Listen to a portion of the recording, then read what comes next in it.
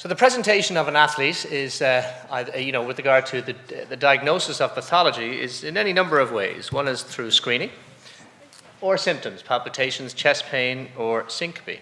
One of the issues, though, is that many of the conditions known to cause sudden cardiac death are clinically silent. And palpitations can reflect many, many things. It can be benign ectopy, it could be paroxysmal atrial fibrillation, particularly in the older athlete, or indeed it could be malignant ventricular arrhythmia.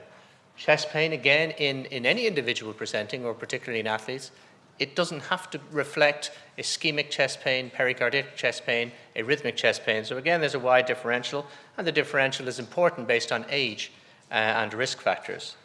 And syncope, if we had a patient with hypertrophic cardiomyopathy who syncopized, again, there are non-arrhythmic causes of syncope in HCM. So we have to also consider the causes of syncope in an athlete without a defined structural or electrical cardiomyopathy as being potentially benign. So a publication we did last year, I would suggest everyone to read, because it kind of gives a very thorough overview, summary of many of the vexing issues in sports cardiology with regard to the etiology, impact of ethnicity, ventricular arrhythmias with long-term endurance sports, significance of deep T-wave inversions, many of the questions that we have day to day. I would suggest that, and I believe that's a free download.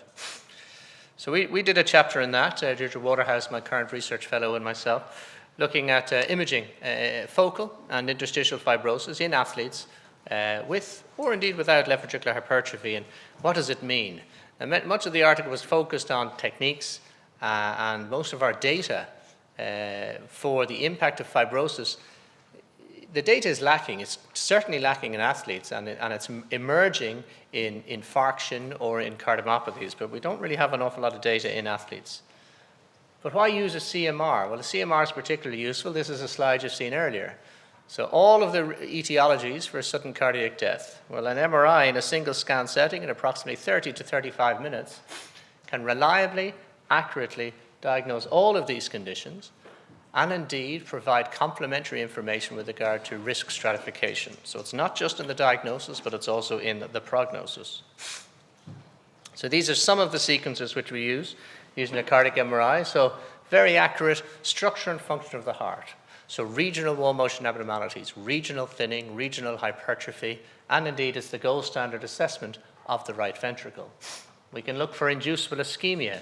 So again, there's a couple of slides coming up looking at the role of CT calcium scoring and CT angiography with regard to identifying both ischemia, but perhaps also identifying anomalous coronary arteries. Well, in about a 10 to 15 second breath hold, in the majority of cases, and particularly in athletes who are very suited for cardiac MRI because they have a lovely resting bradycardia, so the image quality is typically excellent, and they have no issues with breath holds. We could see the origin in the course of the proximal coronaries without difficulty. What we may not see would be intramyocardial or bridged segments. But if you want to know if there is ischemia and if the coronary is coming off normally, to complement your other screen for structural cardiomyopathies or SCAR, an MRI in about 30 minutes can do so. So why is the assessment of SCAR important? Well, first of all, how do we do it? Typically, we give gadolinium, and gadolinium will move into areas where the extracellular compartment is expanded, so that's typically due to myocardial edema or myocardial fibrosis. And gadolinium will hang around there once we give it for about 10 to 12 minutes. So we have this opportunity to image myocardial fibrosis, and that has been validated in multiple settings, from both the infarct setting, the animal scar setting, and indeed the cardiomyopathic setting, so that what we see on the MRI is what we see in post-mortem or indeed in histology. Now, the novel techniques, and I think just down the road you have James Moon in the Heart Hospital. He's pretty much been a pioneer and would be one of the international leads, certainly, in the evaluation of this novel MR technique to not just look at focal scar, because we know that with this late gadolinium enhancement technique, that will image focal scar, but will absolutely underestimate or not image in any way interstitial fibrosis. So this is work done by James Moon in aortic stenotic patients, in hypertrophic cardiomyopathy patients, demonstrating this signal, this T1 signal, which is demonstrating this expansion of the extracellular compartment consistent with interstitial fibrosis. And they've looked at that in normal individuals and in a variety of cardiac conditions. However, one of the issues with fibrosis is, what are we looking at? Are we looking at fibrosis in the normal aging heart? And this is interstitial fibrosis, not focal fibrosis. And these are the answers, or these are the studies which need to be done, because there is increased interstitial fibrosis as one gets older. Then there's the fibrosis associated with hypertrophic cardiomyopathy, and then there's the fibrosis associated with infarction. But the question we don't know is what reflects fibrosis or normal in an athlete, and particularly in the athletes who have a lifetime of endurance activity. Is there a level of exercise that will predispose this individual to greater amounts of scar or re-entrant arrhythmia? We know that both ventricular arrhythmias and atrial arrhythmias are more common in veteran athletes. And is that because they have somehow injured themselves through their activity, or indeed are they genetically predisposed? Do they have a more pro-fibrotic reaction to exercise than other individuals? They are answers or questions which have to be answered. But scar is important because scar is the nidus for re-entrant arrhythmia, not just the focal area of scar, but the region around the scar, which allows re-entry to occur. And if we find someone who is at risk of ventricular arrhythmia, our therapy is an ICD, because that improves mortality. But the question is, we know that we put a lot of more ICDs in that potentially are needed.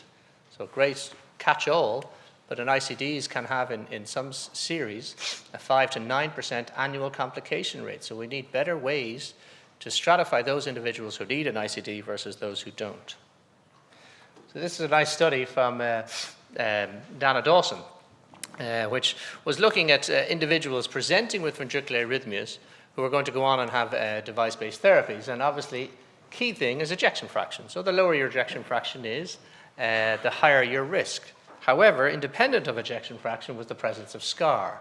And there's more and more work now, not showing that scar is going to replace ejection fraction, but it may complement ejection fraction.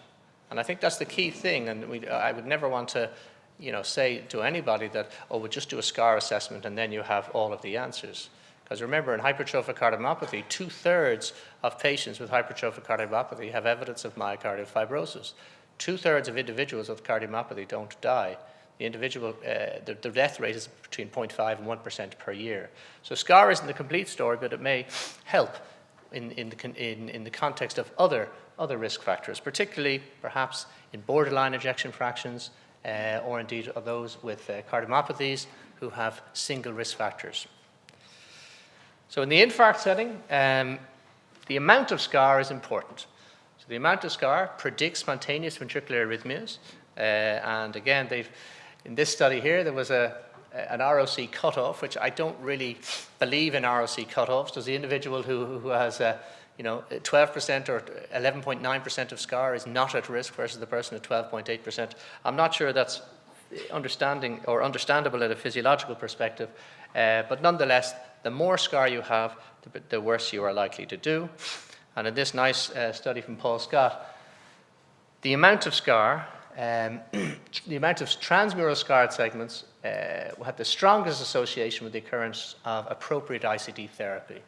So again, data is continually emerging with the importance of both imaging scar and then how it complements our other ways to risk assess. So scar seems to be more important than the ejection fraction. So this is a slightly older paper now, but one which is very useful. If we take the individuals here with the unshaded circles, they are individuals in the cath lab who had inducible ventricular tachycardia. This is in the infarct setting. And the shaded squares are those who had no inducible ventricular tachycardia, obviously with the disclaimer that we recognize the limitations of inducible versus non-inducible VT in a cath lab. However, if we took the usual cutoff with regard to the implantation of an ICD in an individual with an ischemic cardiomyopathy and an ejection fraction of 35%, we can see that there are many people to the left of that line who both have inducible but also non-inducible VT. But if here, on this axis here, we look at the infarct surface area, we are capturing many more people up here with inducible VT versus those without inducible VT. And again, in this paper by Ray Kim's group, the ejection fraction is very important with regard to the worsening one's ejection fraction is, the more events you will have. But there appears to be a stepwise increase as scar increases with regard to the risk of events. So again, not in isolation, but complementary to ejection fraction. And in a 27,000 patient European CMR registry, how is CMR impacted? Well, in this population, for both the myocarditis or cardiomyopathy people, or in the coronary disease, or in the viability, there was an impact on management of this group of just under 3/4, and in over half of these patients with regard to a new diagnosis or a change in therapy. And one that I typically try to show interventional cardiologists is that by using CMR perfusion, you can avoid angiography in just under half of individuals. So when should we think in the athletic population about referring for a cardiac MR? Well, obviously the patient with a distinctly abnormal ECG, but the echo is normal. And then the question is, well, is this a subtle phenotype that is just being missed by echo? Suspicious symptoms in an athlete, but the workup to date has been normal. The pre-participation questionnaire, I wouldn't really see a role for that directing someone unless they reported in here a very adverse family history or a suspicious symptom. This is one that I would get an awful lot of, patients with ventricular arrhythmias. Not necessarily the sustained VT, but a lot of ventricular ectopy. And the question is well, is this benign ectopy or is this ARVC or something else? And then troponin positive events in the athlete, not the athlete who releases a small amount of troponin after a marathon. We know that most athletes will do that. These are patients coming in with acute coronary syndromes with normal angiography. Again, just a very nice recent paper, which Sanjay was involved with, along with Andrei Lagersh, demonstrating the risk of the distribution of conditions known to cause sudden cardiac death as people get older. And there was this algorithm, which I think is excellent, although I'd have a few comments. So the algorithm suggests that you take all of these individuals and you do a history physical and an ECG. The ECG is normal in the majority and they're fit to play, agreed. A number of them will have an inconclusive ECG and undergo an echo. And if the echo is normal, they're considered fit to play. Now, I think it all depends on what is the ECG? How inconclusive is the ECG? Is it a subtle abnormality or is it deep T-wave inversion in the inferolateral leads but a normal echo? So I would say that possibly some who have the normal echo will still undergo a cardiac MRI. Now, in the inconclusive CMR, and I'm not quite sure what CMR protocol will be used, but they say CT angiography, stress testing. Well, I would suggest that an MRI would, if you did a complete MRI in 30 minutes, you will do your adenosine perfusion stress test. You will also do your 10-second breath hold to look for origin and course of the coronaries. So therefore, you can kind of stop here and hopefully avoid further testing. This is one of the issues. Emer Joyce, who was working in Galway University Hospital at the time, did this very nice study presented a couple of years ago at the ESC. And the issue was that many individuals filling out the pre-participation questionnaire tick yes to one of the boxes. So again, it's difficult because where do we go for the individual who says, yes, I got some chest tightness, then that's going to generate a clinical evaluation, etc. So we have abnormal ECG. This is an ECG done very recently, sent to me with deep inferolateral T-wave inversion. Normal echo, and I've done an MRI, and I have to say I can't find any abnormality on the MRI. Sanjay, you've probably seen this one.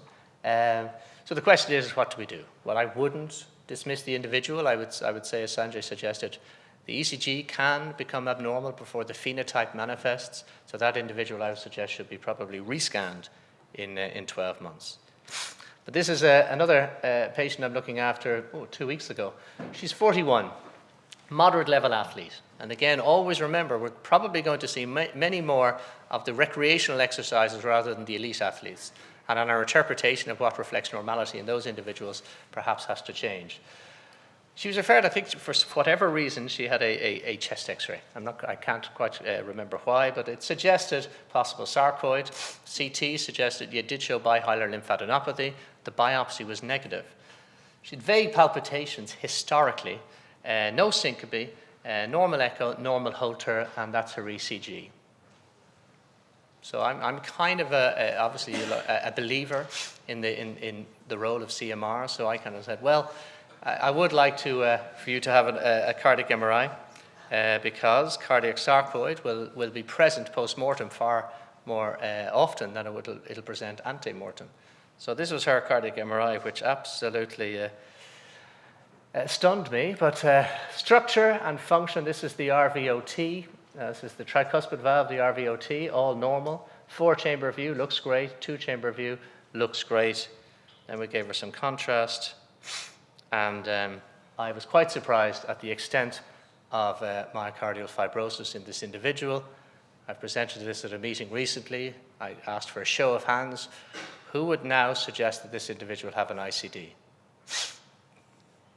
No one. Okay. Elijah, would you devise this young lady? Just adopted her first child, actually, after 5 years of trying.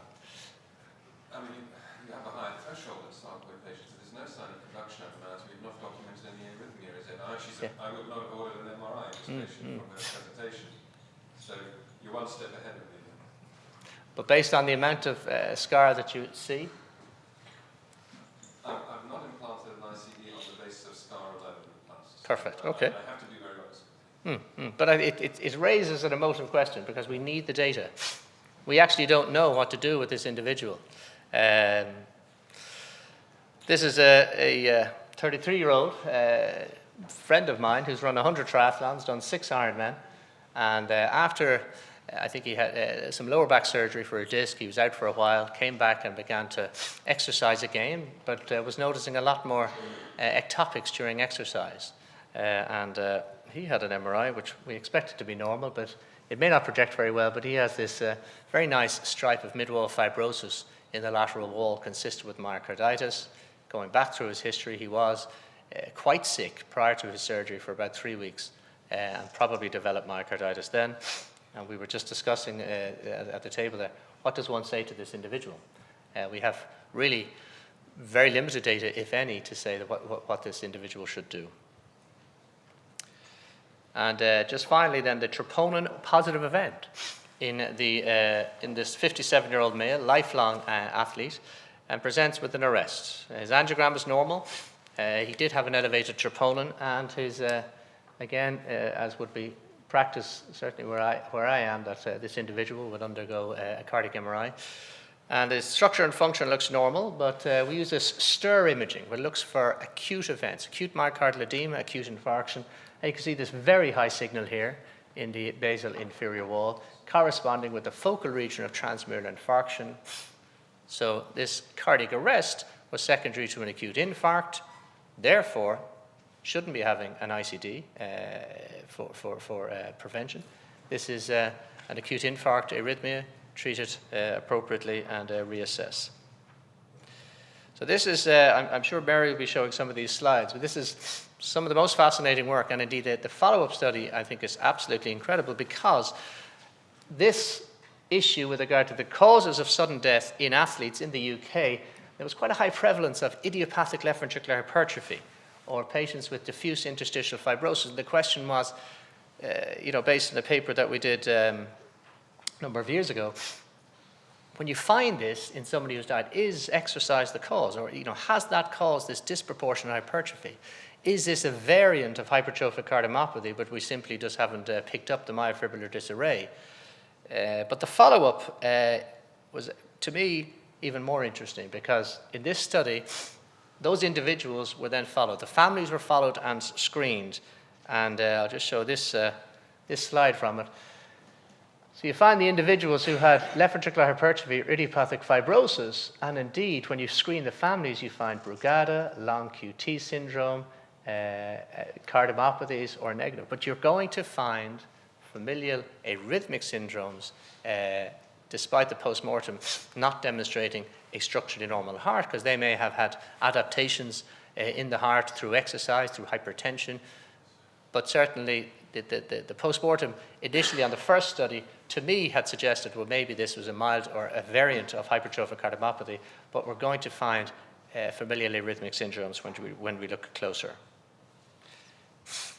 So what do we know about scar assessment in hypertrophic cardiomyopathy? Well, in this individual, this is a slide I've shown before, and she's 35. She does have a family history of HOCM and sudden cardiac death, but her ECG and echo were normal. But her contrast-enhanced CMR demonstrates extensive regions of myocardial fibrosis. The question is what if she was an athlete presenting for screening with the family history? And again, this is where the pre-participation questionnaire comes in, and indeed, how far do we go? Because I would suggest that if I had seen her and she had a normal ECG and echo, I would clear her for sport. I wouldn't be looking any further. And again, this isn't the individual. I'm just saying hypothetically. We may need to go further in a certain individuals where we still have a clinical suspicion despite normal echo and normal ECG. This is a 42-year-old, asymptomatic, presented for pre-op ECG, which was abnormal, no family history, no risk factors, but he has this variant of, he had an abnormal ECG, sorry I didn't show it, of mid to apical hypertrophic cardiomyopathy. My practice is to routinely adenosine perfuse these individuals because they have significant amounts, in many cases, of microvascular ischemia. And many post-mortem studies will demonstrate that a lot of ischemia is present, ischemic scar is present in hypertrophic cardiomyopathic individuals due to perivascular fibrosis, etc. And ischemia is a pretty important driver of arrhythmia, so it may add prognostic or risk factor relevance to the assessment of hypertrophic cardiomyopathy. We don't know that, but in this individual, he had lots of ischemia, really minimal, if any, fibrosis, but he actually had a cardiac arrest 1 month after this, but thankfully was resuscitated. Fantastic, okay. 2 individuals who look the same, hypertrophic cardiomyopathy, they look the same. The first individual has no scar. The second individual has extensive scar. And I really show these 2 individuals, as well as this slide, to show that what can appear phenotypically the same in any of the cardiomyopathies can look very, very different when you add imaging such as the detection of myocardial ischemia and the detection of scar. And again, I think if someone has an established diagnosis of a cardiomyopathy, they should probably have a cardiac MR because it will give you more information. So for prognosis, this is the last handful of slides now. I'll skip over that one. We looked at scar assessment in just over 200 individuals with hypertrophic cardiomyopathy, and we confirmed that what we see on an MRI here is confirmed at post-mortem, that it is reflecting fibrosis.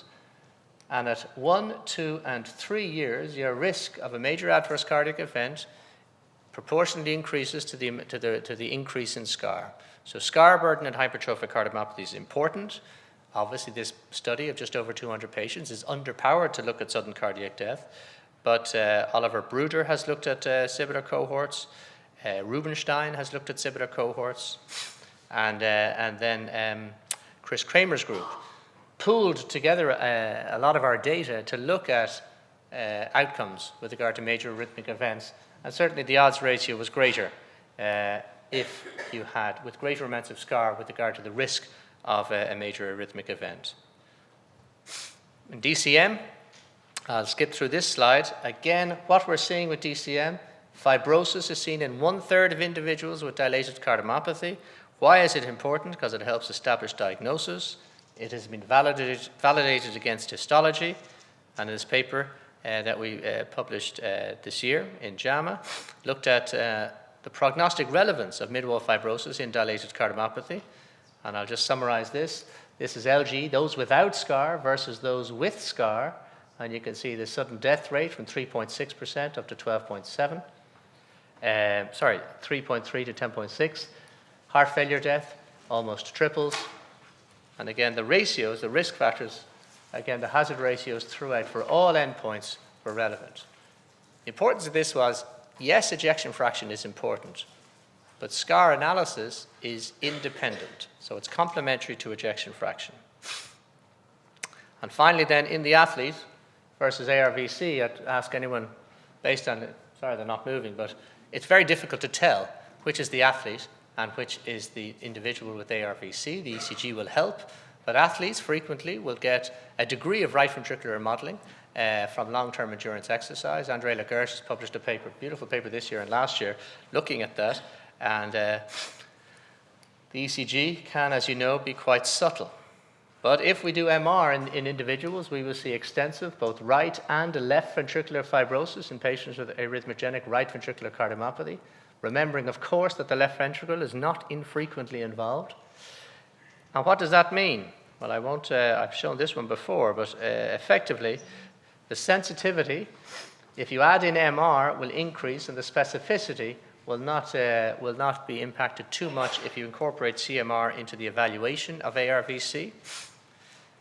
And Monica Deek then, this year I believe, looked at this paper, and if you take the multivariate analysis with regard to syncope, arrest, and VT in patients with ARVC, well, your ratios, your likelihood that you're going to really pick up the condition massively increase if you incorporate an abnormal CMR to the symptoms associated with the risk in ARVC. And again, in her paper, based on your number of CMR abnormalities and the annual event rate, the more CMR abnormalities you have in ARVC, the greater your annual event rate. So in conclusion, that's a slide you've seen before. CMR has an important role in a small subset of athletes. If you've established a diagnosis of cardiomyopathy, I believe it's complementary for that diagnosis and for risk assessment.